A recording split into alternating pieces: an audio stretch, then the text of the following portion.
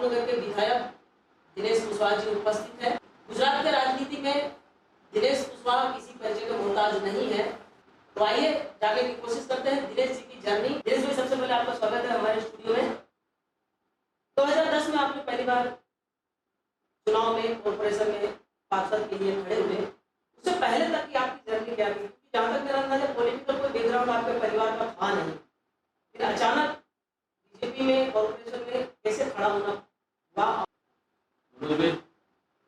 आप मुझे एक सालों से जानते हो, मैंने राजनीति में मैं आऊँगा या राजनीति करूँगा ऐसा हमने कि हमारे परिवार ने किसी ने कभी सोचा नहीं।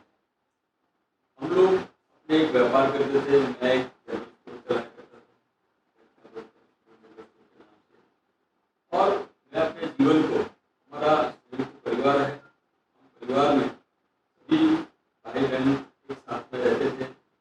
जीवन सारा दिन सुबह से उठना, का व्यापार होता था, सुबह 5 बजे उठ जाना, 5 बजे उठकर दुकान बढ़ाना, इस तरह सारे काम और रात को लेट कर सारे काम करना। मैं डिस्ट्रीब्यूशन का काम था, दूध का काम था, कालपुर मंडी से दूध लाया करता था, ऐसे कई काम मैं अपने जीवन में करता था और जनरल स्टोर चलाया करता था।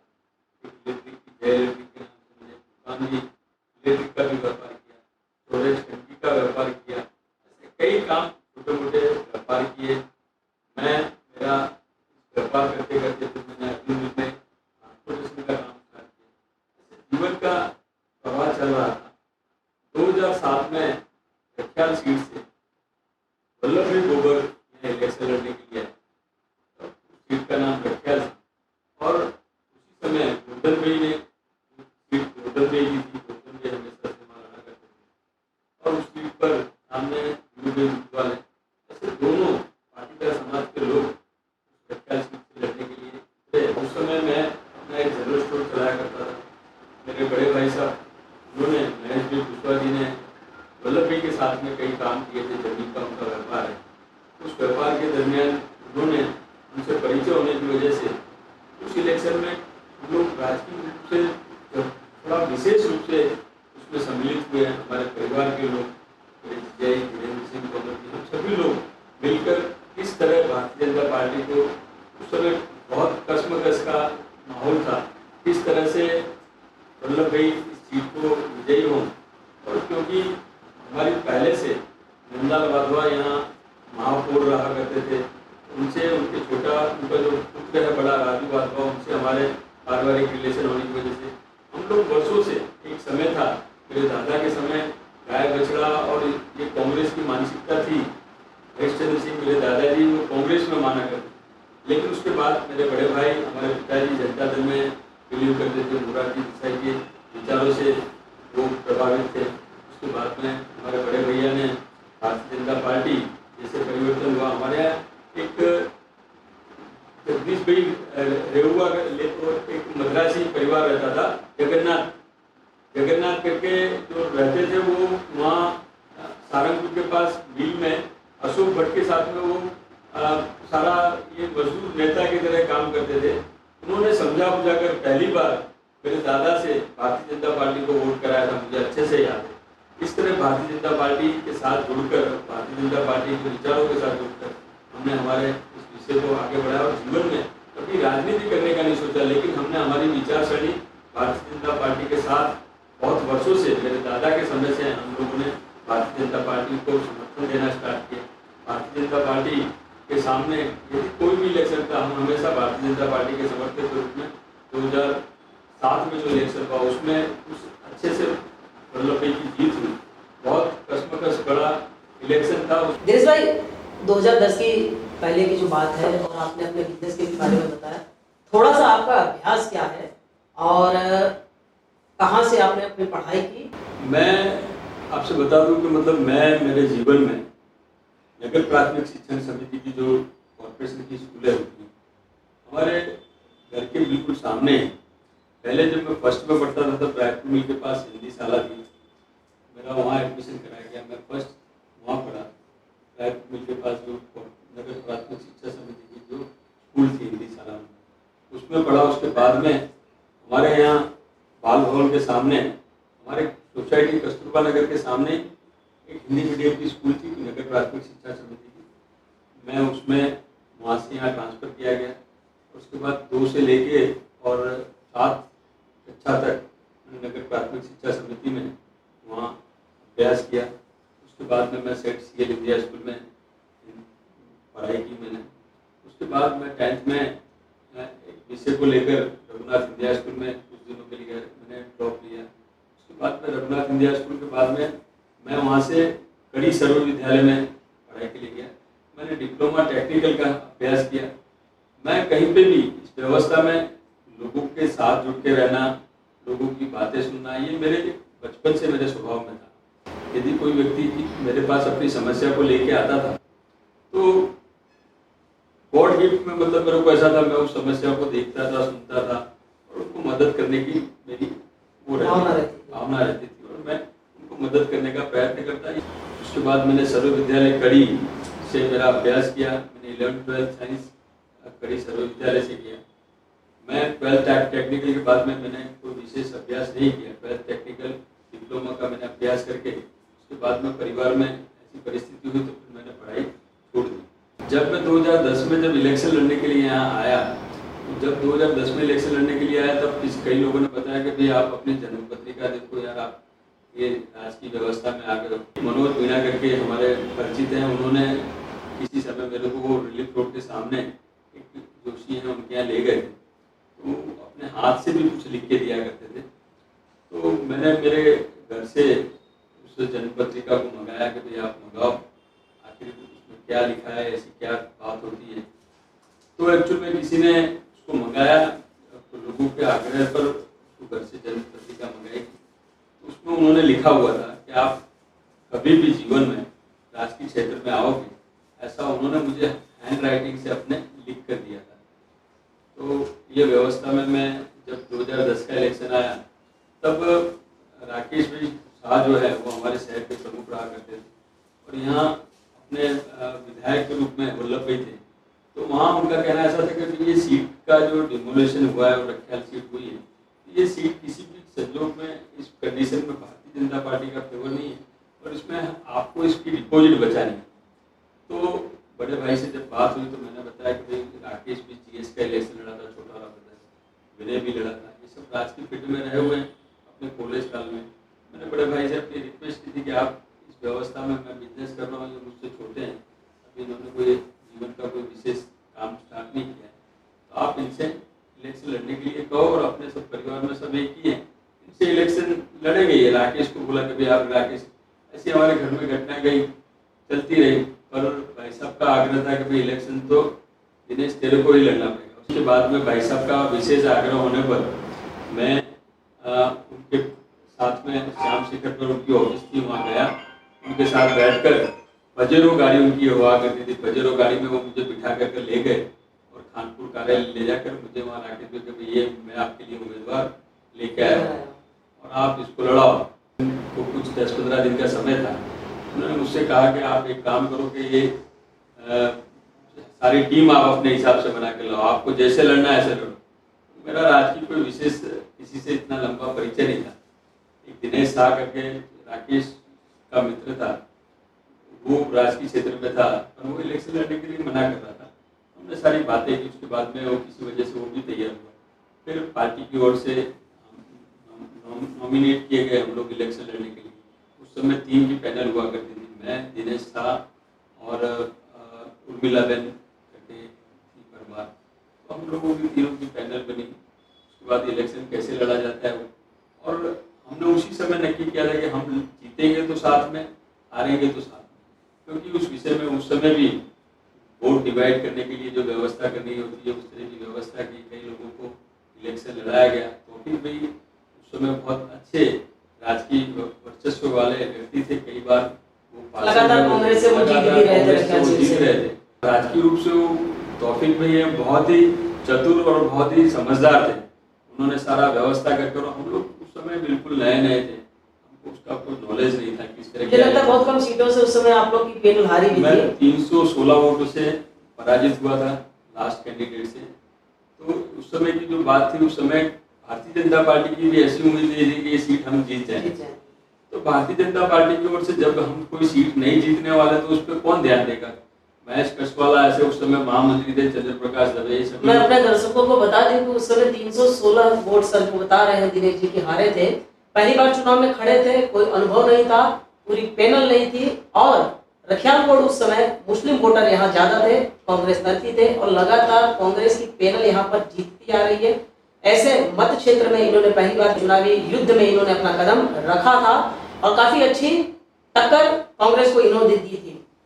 उसके बाद जब हारने के बाद कुछ समय के लिए वापस आप पीछे हटे और एक ये चर्चा ये हुई कि भाई चलिए ठीक है चुनाव हार गए हैं और इसके बाद अब ये पीछे जा रहे हैं, लेकिन तैयारियां लगातार आपने की मुझे लगता है।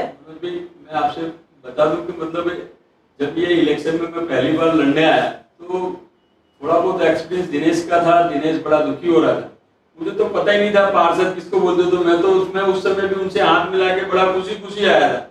मुझे तो यहाँ डिपॉजिट बचाने के लिए लड़ाया जा रहा था, तो उस चीज को तो मैं बहुत अच्छे तरह से पार कर चुका था और बहुत अच्छा मैंने अपना एक व्यवस्था की थी। उसके बाद मैं राजकीय व्यवस्था में, सामाजिक व्यवस्था में भी मैं जुड़ा।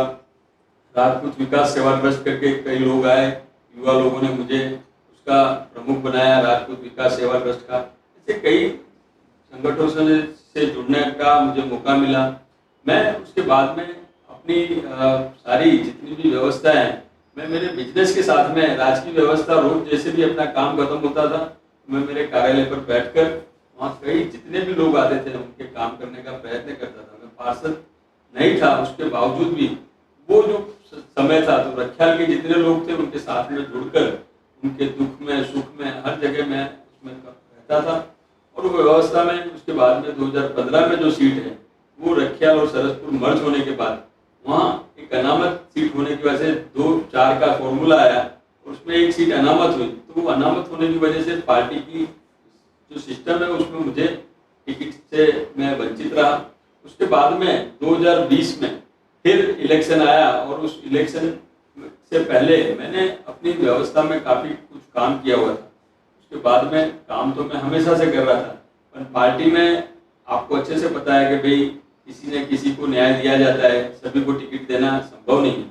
2020 में पार्टी ने मुझ पर विश्वास रखा और मुझ पर विश्वास रखकर हमारी पैनल जो पिछली बार 2015 में हम लोग 3 सीट लॉस किए थे सरसपुर रखियाल में, एक ही कैंडिडेट जीता था। हम लोग बहुत अच्छे से, बहुत अच्छे मार्जिन से, जो बहुत कम सीट मतलब वोटों से जीत हार हुई थी उस समय 2015 में, उसकी जगह मुझे अच्छे से याद है कि 12,000 से ज्यादा वोटों से मैं खुद जीता। और आज पूरे की पूरी पैनल में कोई भी व्यक्ति 6,000 से कम वोटों से नहीं जीता।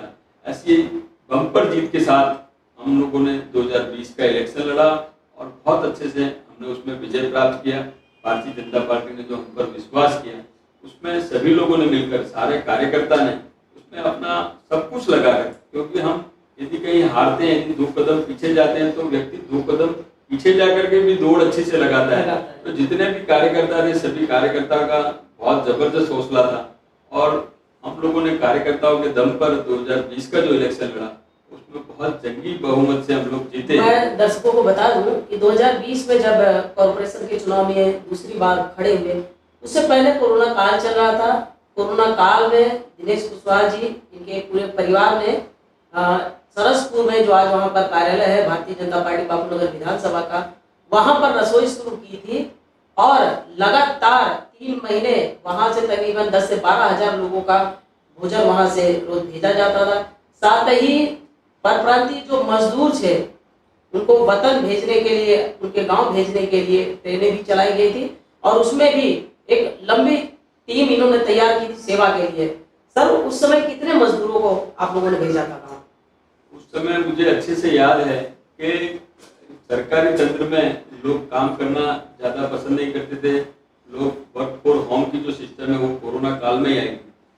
मुझे अच्छे से पता है कि भारतीय जनता पार्टी के जो कार्यकर्ता जो हमसे जुड़े हुए थे वो सभी लोगों ने, कभी कोई 20 लोग हैं तो कल कोई 2 लोग नहीं आए तो कोई दूसरे नए 2 लोग आए, ऐसे करके काफी अच्छी टीम। आप उस समय बिलीव नहीं करोगे, मैं कर्म और भगवान में खूब मानता हूँ। भगवान ने ऐसी शक्ति दी कि हम लोगों ने उसमें बहुत विशेष रूप से काम किया और मैं ऐसा मानता हूँ कि उस समय का जो काम है वो मेरे कर्म में बहुत जबरदस्त उसका इजाफा हुआ। और मैंने जो कोरोना काल में जो काम किया है उसमें प्रभु की शक्ति उसमें जुड़ी हुई थी। प्रभु ने जो शक्ति दी उस शक्ति के वजह से, और मेरे बड़े भाई साहब ने कहा था कि मतलब जो भी खर्चा लगेगा, चाहे कितना भी समय हो, सारा पैसा मैं दूंगा। हम लोगों ने सारा कार्य अपने पैसे पे, क्योंकि जो भी हमारा पैसा है, जीवन में पैसा सब कुछ नहीं है। आज लोग इतनी परेशानी में, तो बड़े ब्रदर ने खूब अच्छे से जितने भी पैसे चाहिए वो सारे पैसे उन्होंने प्रोवाइड कराए, और लोगों की भी मदद मिली उसमें। इस तरह सारा कार्य चलता रहा। उसके बाद में उस समय प्रदीप सिंह जाडेजा जी गृह मंत्री हुआ करते थे, और अनसुईया बहन झा करके वो कलेक्टर असिस्टेंट हुआ करती थी। उनसे मिलकर सारी व्यवस्था को बना करके कितने 1200 लोगों की सीट, पहली सीट जो ट्रेन है, पहली ट्रेन वो साबरमती से चली थी, उसका जो हरी झंडी देने का कार्य माननीय पूर्व गृह मंत्री प्रदीप सिंह जाडेजा और महेश सिंह कुशवाहा ने वहाँ हरी झंडी देकर, और उसका सारा खर्च भी बड़े भाई महेश सिंह कुशवाहा ने उठाया था। और पहली ट्रेन, उसके बाद में सारी व्यवस्था में कुछ समय तक लोगों से जो किराया है, कुछ जो किराया लेकर के भी लोगों के पैसे लेकर उसको वहाँ सरकारी उसमें जमा कराना, और उसके बाद ट्रेन चलाना। ऐसी भी कई ट्रेनें हमने चलाई। वो ट्रेन चलाकर और उसके बाद में गवर्नमेंट ने उसको फ्री कर दिया गया। तो सारी व्यवस्था में ऐसी, मैं मानता हूँ तक कई लोगों को यहाँ से 37 से 38 ट्रेन, एक ट्रेन में 1200 से 1500 लोग जाते थे, किसी ट्रेन में 2000 जितने भी लोग जाते थे व्यवस्था में। ऐसी ट्रेनें 38 से 40 ट्रेन का यहाँ से अपने अपने वतन के लिए जाने का जो कार्य, भागीरथ कार्य सभी लोगों की मदद से किया गया। और एक जो भोजन की व्यवस्था की आप बात करते हो, भोजन की व्यवस्था में हर सोसाइटी के नाके पर हमने ऐसे रूट बनाए थे। एक ऐसी जो उस समय लोग काम किया नहीं करते थे, लोगों के व्हीकल पड़े रहते थे, भैया आप यदि आपके पास कोई चलाने वाला है, आपके पास कोई व्यवस्था है तो आप हमारे व्हीकल ले जाओ, आप हमें कुछ नहीं देना। ऐसे भी लोगों ने काफी सेवा की। हम लोगों की ये छोटा हाथी है, रिक्शा है, ऐसी गाड़ियां लोगों की ले आया करते थे, लोग अपनी गाड़ियां दे देते थे ले जाने के लिए। हाँ, ले जाने के लिए उसका एक रूट प्लान बनाया था। हम लोग वहाँ जाते थे, लोगों के घर पे वो अपने बर्तन ले आते थे, घर घर एक रूट बनाया था। रूट के हिसाब से घर घर चालियों में, क्योंकि हमारे यहाँ काफी चालियां हैं और बिल्कुल स्लम एरिया है, हर जगह चालियों में जाकर लोगों को भोजन की व्यवस्था कराई। शाम को खिचड़ी, सुबह सब्जी रोटी, ऐसी सारी व्यवस्था बना करके। और कई लोगों ने ऐसे, कालूपुर में जो सब्जी मार्केट वाले हैं, ऐसे कई लोग, ऐसे भी लोग थे जो कुछ भी बताए बिना अपनी सब्जी, आलू वगैरह सब ऐसे ही रख जाया करते थे, ऐसे दान दिया करते थे। ऐसी भी व्यवस्था थी, ऐसी कई व्यवस्था उसमें जुड़ी। और सबसे बड़ी व्यवस्था थी तो भगवान की थी। मुझे अच्छे से याद है कि मेरे फोन में एक फोन की घंटी बजती थी तो 10-10 बैटिंग में वो इतने सारे फोन आया करते थे, और एक सेकंड के लिए भी फोन अच्छे से रहता नहीं था। और काफी लोगों ने मुझे फोन कर करके, हमारे सांसद हों के दूसरे काफी लोगों ने, जब भी अपने परिवार में कहीं किसी को जरूरत होती तो लोग। और सबसे बड़ी भगवान की ये कृपा रही कि इस पूरे कोरोना काल में मुझे कभी भी कोरोना ग्रस्त में नहीं हुआ। और हम लोग जितने भी लोग काम कर रहे थे, सभी लोगों ने अच्छे से काम किया। लेकिन भगवान की इतनी बड़ी कृपा रही, कोरोना के इतने भयंकर काल में भी हमें कोई विशेष परेशानी नहीं आई। और सारे लोग अच्छे से, कई लोग अपनी सेवा भाव करने के लिए सेवा के रूप में वहाँ आया करते थे, अपनी सेवा देते थे, और कुछ भी लिए बिना कि मैं किसी तरह किसी के काम आऊं, ऐसी भावना के साथ लोग आते थे। कोई कहीं और से भी आता, कोई साबरमती से आ रहा है। तो जो कोरोना का काल है, मैं मेरे जीवन का बहुत टर्निंग पॉइंट कहूंगा कि मैंने, भगवान ने जो मुझसे जो कर्म कराया है, कर्म कराने वाला और सारी व्यवस्था चलाने वाला, मैं हमेशा से मानता हूँ वो काम भगवान का ही है। भगवान ही सारी व्यवस्था चलाता है। अच्छा दिनेश भाई, एक ऐसा चीज गुजरात की राजनीति में हमने भी देखा है कि आप पार्षद हैं, उसके बावजूद भी जब विधानसभा का चुनाव है समीप, तो टिकट मिल जाए पार्षद को, ऐसा जनरली देखा नहीं है। इक्का दुक्का किसी केस में सुनने को आया है। तो ये ईश्वर की महिमा आप मानते हैं कि अपनी मेहनत या लोगों का प्रेम? ये चालू पार्षद है, उसके 1.5-2 साल बाद विधानसभा का चुनाव होता है, बापूनगर विधानसभा की सीट पर आपको, यदि आपने अच्छे कर्म की और आपके संचित कर्म जमा है तो संचित कर्म का फल आपको अवश्य मिलना है, मैं ऐसा अवश्य मानूंगा।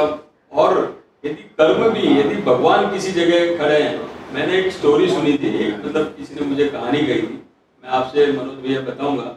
कि भाई जब दुर्योधन और ये पांडवों का युद्ध हुआ तो जब युधिष्ठिर ने उसके बारे में जानकारी ली कि भाई मेरा लड़का राजा बन सकता है कि नहीं, तो उन्होंने जो ज्योतिष उस समय हुआ करते थे, ज्योतिष ने उनको बोला कि आपका लड़का अवश्य राजा हो सकता है। तब उन्होंने उसका राज्याभिषेक कराया। जब दुर्योधन में सारे गुण थे और उसकी कुंडली में भी सब कुछ था, उसके बावजूद तो ये व्यवस्था में जब ये सारी घटनाएं हो जाती है तो उसके बाद में उस राज ज्योतिष को बुलाया जाता है कि भाई ये आप कैसे घटना हो गई कि आप तो बोलते हो मेरा दुर्योधन राजा बन सकता है, तो वो राजा नहीं बना और तो हमारे तो परिवार सारा नष्ट हो गया, तो आप कैसे राज ज्योतिष हो। तो उन्होंने बताया कि जब मैं इसमें सारे जितने भी ग्रह हैं सब ग्रह अनुकूल थे, लेकिन सामने खुद कृष्ण खड़े थे, इसके लिए इनके ग्रह फेल हो गए।